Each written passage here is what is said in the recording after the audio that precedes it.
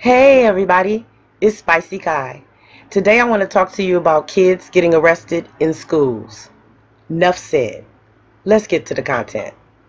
This one from an ABC News investigation. Nearly 30,000 children under the age of 10 have been arrested in the United States since 2013. Yes, you heard them right. Somewhere between 27,000 to 30,000 children under the age of 18 have been arrested in this country since 2013. That's a lot of children. Now, before we get started, why don't you go ahead and like and share this content so we can get the word out about how they're arresting our children in droves. And if you're new to my channel, be sure to hit that subscribe button and please click the notification bell so you get notified every time I drop a new video about the cold-hearted things happening to the children in America. Now let's get to the content. Well, we found several reasons for it, Devin. One in particular is that more and more police officers are being employed by schools in light of all the mass shootings that are going on. So we have thousands of police officers in schools. Many of these police departments don't have training in how to handle kids with disciplinary problems, and some of the schools are using these officers to help them with how to discipline children. In this country, it's all over the map. Some states have laws in which children 11 years old and above can be arrested. Other states, many other states, I think there was like 24 states we counted, have no rules for the age of children to be arrested. So you can arrest a kid in kindergarten. We found there was a kid in Michigan that we reported on in which he was playing dodgeball on his playground and hit a kid in the face with the ball. He got arrested for aggravated assault. Later, the charges were eventually dropped, but his mother claimed that he was arrested because he was a black child. Another kid down in Miami was arrested after he disobeyed a school instructor to not play with his food in the school cafeteria. That ended up in a scuffle with the school staffer, and he ended up in handcuffs and going to a juvenile detention center. So these are the types of cases that normally a kid would go to the principal's office and get disciplined, but now they're being placed in handcuffs. Kids sometimes misbehave in school. They might curse or knock over a chair. Those disruptions can look like criminal behavior in the eyes of school resource officers. But there are concerns about the long-term effects on students who are arrested and sucked into the criminal justice system. Leah Nelson is with the advocacy group Alabama Appleseed. She tells me about a new report the group released that found black students and children with disabilities were more likely than others to be arrested in connection with their conduct at school. Children with disabilities are disproportionately arrested, partially because children with disabilities may be more likely to be disruptive. Children of color are over-arrested the same way that adults of color are over-arrested in Alabama. But there's nothing that requires special training for the job of being a school resource officer. There's this phrase that you might hear in the news sometimes, the school-to-prison pipeline. It's shorthand for how schools are funneling students, especially black students, into the criminal justice system. It started in the 90s when schools responded to fears about crime with zero-tolerance policies, which mandated suspensions and expulsions for certain violations. They also cracked down on little things like talking back or uniform violations. The hope was that it would keep bigger problems from bubbling up, but as a result, out-of-school suspensions have doubled since the 1970s, and they keep increasing even though juvenile crime rates have now been dropping for years. That makes zero sense. Around the same time, the number of police officers stationed full-time inside schools has increased by a third between 1997 and 2007. Ostensibly, they were there to prevent mass school shootings like the one at Columbine, but they end up being a way for schools to basically outsource discipline to the police. Schools with officers have 5 times as many arrests for disorderly conduct as schools without them. Sometimes, the results are shocking. But the less visible effect is that schools are feeding the racial disparities in the criminal justice system. Did you see that, Shiznit?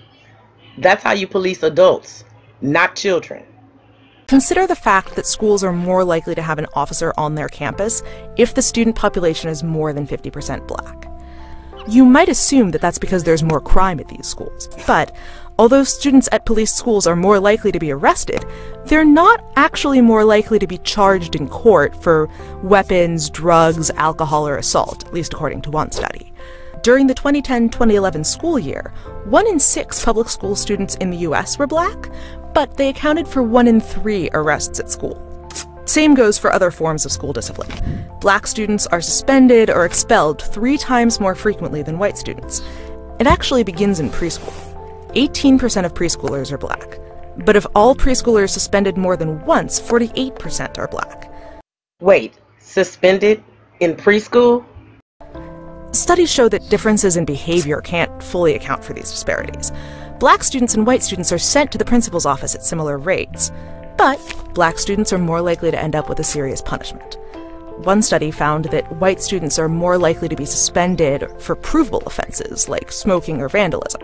Black students are more likely to be suspended for subjective offenses like talking back or insubordination.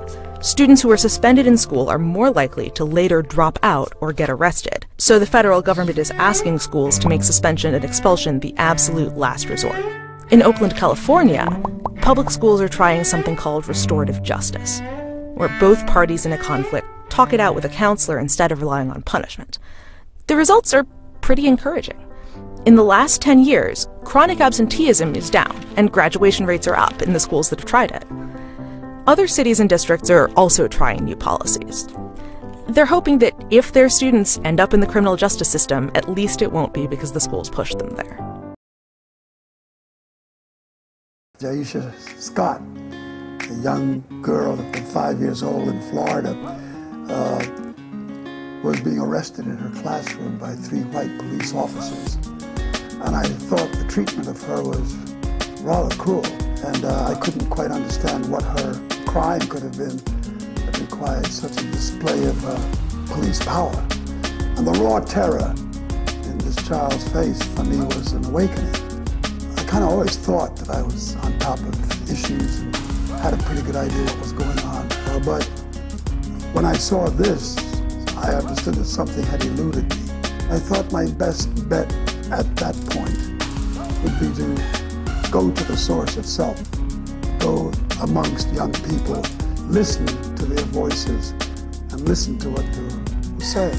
We have a lot of young people of color that are incarcerated. We have primarily African American and Latinos. And a lot of the laws that we're looking at or that have been established are criminalizing our young people of color. We have the gang injunctions that obviously target Latinos, that target African American communities. We have different types of laws that I think are racially driven. And so when we are looking at incarceration, we do need to also look at racism and race. We have no debate, we have no discussion, we have responses to issues of race. And those responses are usually driven by ill-advised conclusions, ill-advised ideas as to how to change things. One of the most commonly used instruments to deal with the issue of race is incarceration. But I didn't want to found the gathering. I think the gathering found me. What we do is in the exchange of information and informing each other, we begin to understand where we have strengths and where we have weaknesses. How do we fix our weaknesses and how do we broaden our strengths? Good afternoon, Buck. You know, we just wrapped up with a news conference here minutes ago. Celicius Johnson's parents are telling me that the Baldwin County school system still has not contacted them about this entire episode since it happened on Monday. The parents say they are so disturbed by what happened that they are not only withdrawing her, but her 9-year-old sister from the school system as well. Now, a police report indicates that this 6-year-old pushed other children and was throwing furniture around. trying to run away from Creekside Elementary School on Monday. That is when the school system called police. Now, Silesia's parents and the National Action Network say the school and the police overreacted by treating this child like a criminal. They say she will now need counseling. Every time she see a police officer, she think they're coming to get her. The principal said she was going to call the police. Then, why did she call the police? I'm not even doing that thing. Did you ask her to call your mommy? What happened? What did she say? She said no. She won't put me in the room by myself. Tell us about the handcuffs. What did they do to your hands? They hurt me. The school system said they tried to call the parents a number of times. The parent says that's what they would have preferred, that they be contacted first, that they deal with their own child. They say they had active phones. They never heard from the school system. They even questioned whether the school system called them at all. And it was the police department that finally got in touch with this child's aunt, picked her up from police headquarters.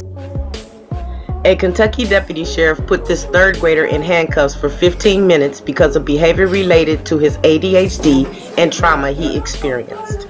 You don't get to swing at me like that. You can do what we've asked you to, or you can suffer the consequences. Now sit down in the chair like I've asked you to. The boy is just 3.5 feet tall and weighs only 52 pounds. Guidance for the safe use of handcuffs prohibits the use of handcuffs on small children. Students with disabilities represent 12% of public school students, but are 75% of all students subjected to physical restraint at school. These punishments often further traumatize these children. Law enforcement in schools must be trained on how to work with children with disabilities and trauma. So once you have that group of Mr. Run, you come back to the cafeteria.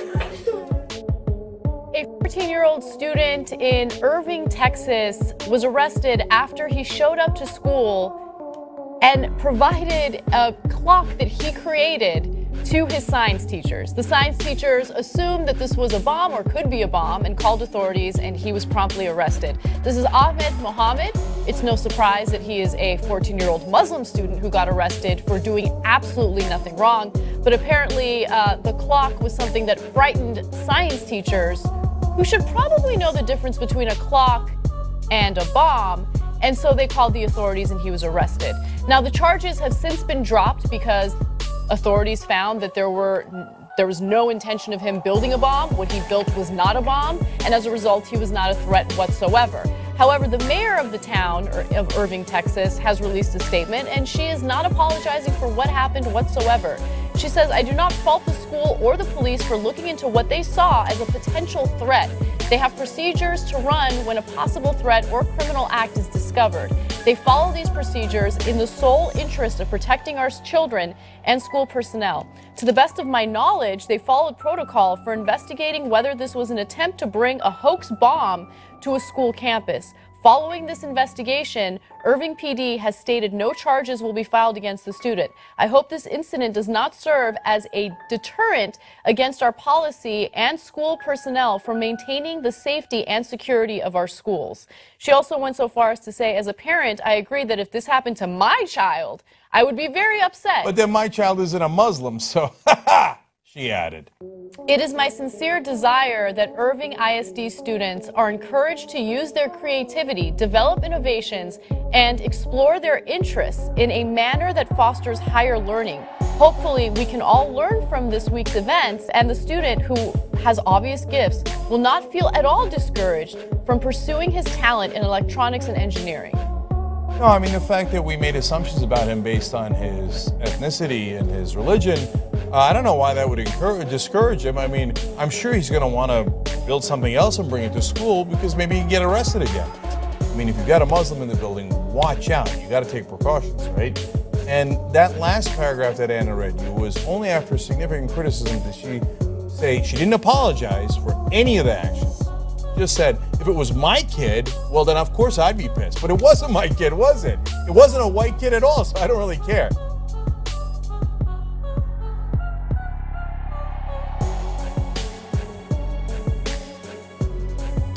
But if that response had not happened, okay, that kid would have, if we hadn't gotten the spotlight on it as it happened, would have thought, oh no, that's it. I'm not going to do anything anymore, and I'm the enemy. They handcuffed that kid. They handcuffed him and walked him out.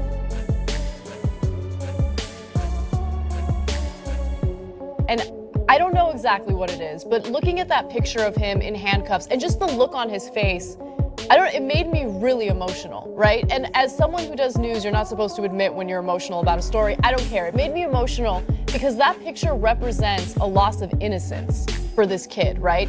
I think a realization of what this country has turned into, and it's a really, really terrible thing. And hopefully the supportive response that he's gotten after this picture was taken doesn't deter him from pursuing whatever he wants to pursue, whether it's science, engineering, whatever. Okay, now, this one sentence by one of the officers involved, it tells you exactly what the problem is.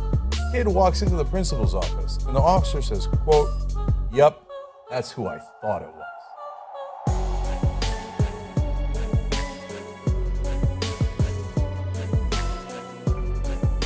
Why would you think it was him? You think it was him? And let's keep it real. If it's Bobby from down the street, you think they're going to say, "Hey, Bobby, we think you're a terrorist and you built a bomb"?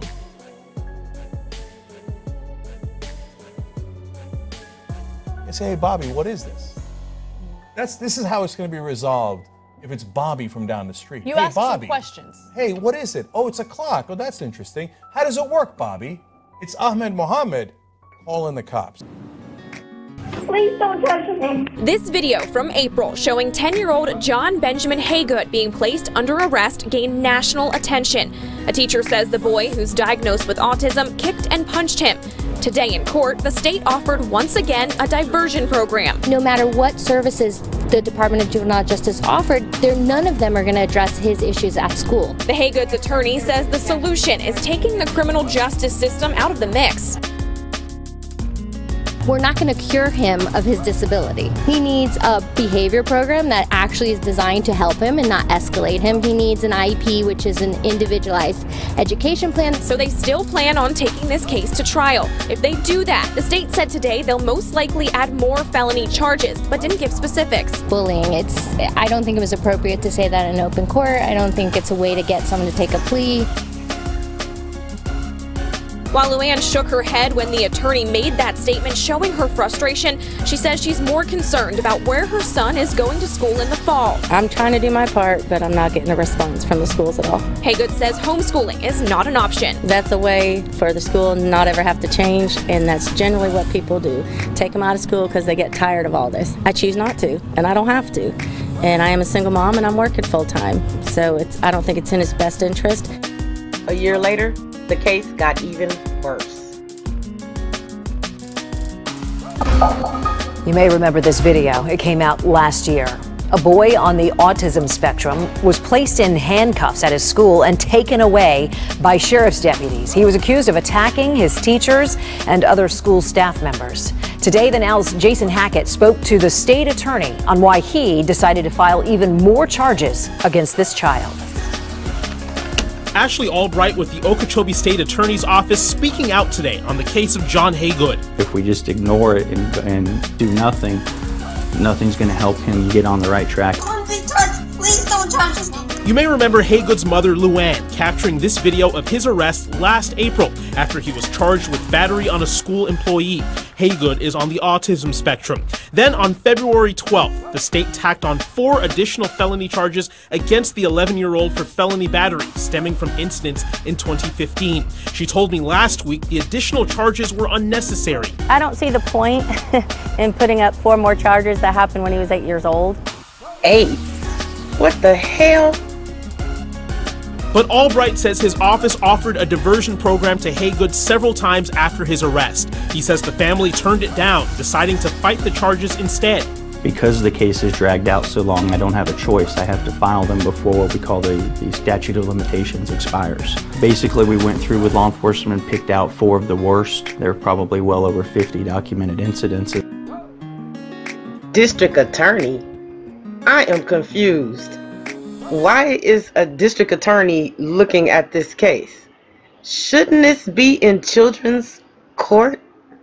Haygood's mom says school officials should have more training to deal with kids on the spectrum. I know that the school has a lot of training on the persons that were involved. I've interviewed all of them personally. Albright says they aren't looking to punish the 11-year-old. We're looking to get him the treatment, therapy, and help that the state can offer, obviously on a higher level than what he's receiving. And if your mother doesn't let us help you, you're going to jail.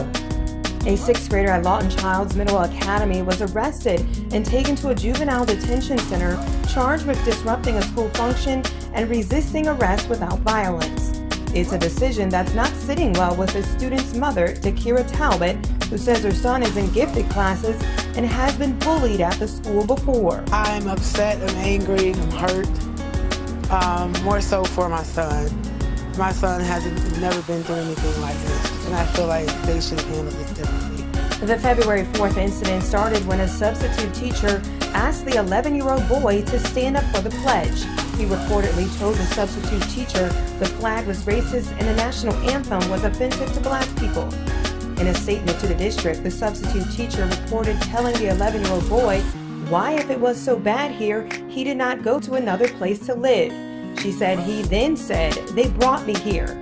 And she said she told him, well, you can always go back, because she was from Cuba and the day she felt unwelcome here, she'd find somewhere else to live. Bitch, he's from here. She was wrong. She was way out of place. The substitute teacher then wrote she called the office because she, quote, didn't want to continue dealing with him. According to the arrest affidavit, the student was arrested because he refused to follow multiple commands, repeatedly called school leaders racist, and was disruptive. They said he threatened to get the school resource officer and principal fired. So, he's a freaking child. You scared? And to beat the teacher, an accusation he says is just not true. I want the charges dropped, and I want the school to be held accountable and the officer for what happened, because it shouldn't have been handled the way that it was handled. Polk County School District setting the record straight about an 11-year-old's arrest following the Pledge of Allegiance. The story getting a lot of attention tonight. The district says police arrested the Lawton Child's Middle Academy student because he was disruptive and refused to follow instructions. The student was not arrested for refusing to stand for the pledge. Lakeland police say he made threats and did not follow an officer's directions. No, this is what happened. The substitute teacher had this back and forth, very irrational battle with this child in relation to his beliefs. That was very inappropriate of her, and it was not her place to have that conversation. Then, because he still refused to do the Pledge of Allegiance, she tried to kick him out of the classroom. That's when the battle got a little heavier, because he has never stood up for the Pledge of Allegiance. Since he's been going to this school, his teachers have always allowed him and any other student that doesn't want to do the pledge to sit down during the Pledge of Allegiance. But because she was a substitute and filling her, she thought it was her right and responsibility to make this boy change his beliefs for her. Now that's what happened. And one more thing, he wouldn't have had to comply with an officer if an officer hadn't been called.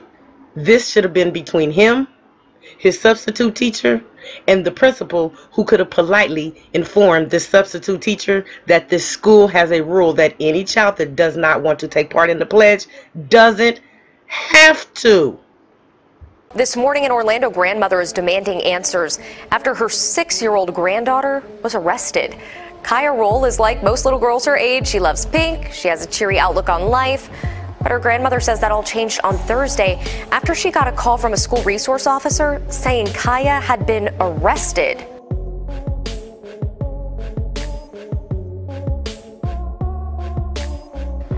arrested? I said, what do you mean she was arrested? Say there was an incident and she kicked somebody and she's being charged and she's on her way. She's arrested and she has a charge. She's charged with battery.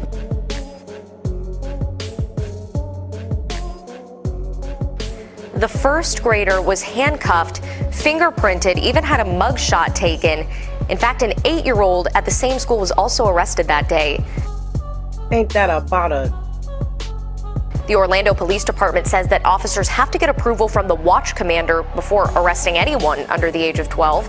The officer assigned to the school did not do that, but Kaya still has a date with a judge.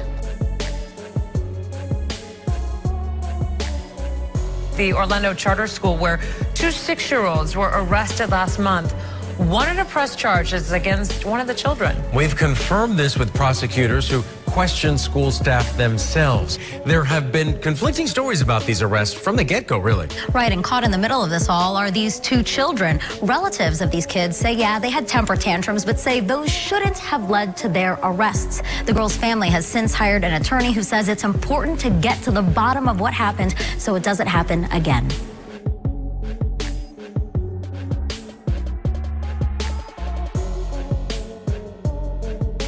These are the 2 6-year-olds whose wrists were bound with zip ties when school resource officer Dennis Turner arrested them for battery in separate incidents on September 19th. Guess he was on the road that day. In the girls' arrest report, Officer Turner said a staff member wanted to press charges, but in a statement, Lucius and Emma Nixon Academy said no one wanted either student arrested or criminally charged. Today, some clarity in those conflicting statements. In an email, a spokesperson from the state attorney's office confirmed the school wanted to prosecute the boy, but they did not indicate that for the girl. The chief today admitted there was a breakdown in communication, which meant the girl returned to school the day after her arrest, and Officer Turner was still there.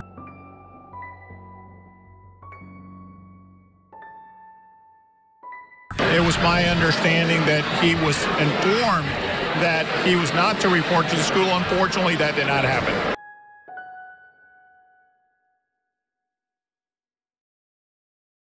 What are the recommendations that you're suggesting out of your findings? My number 1 recommendation would be training, both for school resource officers and for faculty and staff. My second recommendation is to create a robust data tracking system, integrating information from schools, from police, and from courts to look at outcomes, what's happening to these kids, how long are they staying out of school, how are they doing when they do come back to school, so that we can start creating systems that help guide and educate children who may be disruptive and make sure that they have the opportunity to become successful adults. And then I also would like to see the creation of unambiguous codes of conduct that make it clear when it is appropriate to refer a child to law enforcement and when something should be dealt with in a school disciplinary context, so that there's not this, who knows, maybe you'll end up with a vice principal or maybe you'll end up with a school resource officer, depending on who is walking by the classroom at the time that misconduct occurs. So the bottom line is, it looks like we've been duped. They originally started placing police in the schools because of school shootings. Now, as a woman of color, I can honestly say from the bottom of my heart, those aren't our schools. Our kids are not taking guns to school and shooting up the entire institution. So those police officers are not policing our children's schools for that purpose. There should not be police anywhere near elementary schools. When we get to the point in our society where we allow our schools to allow policemen to do what the schools are supposed to be doing, we might as well shut the damn schools down. They don't even have a purpose. There is no reason whatsoever on the planet that 6 and 8-year-olds should be getting arrested at school. There is no reason on the planet why a 14-year-old boy should be hauled off to jail in front of everybody in his school over a clock. We are doing too much. We are letting them do too much. And enough is enough. This is a big part of a massive plan to continue the school-to-prison pipeline. And only we can stop it. Because they don't give a shit about our kids. I would love to hear what you have to say about the subject. So please, leave your thoughts, comments, and questions below. And don't forget to like, share, and subscribe. Spicey out.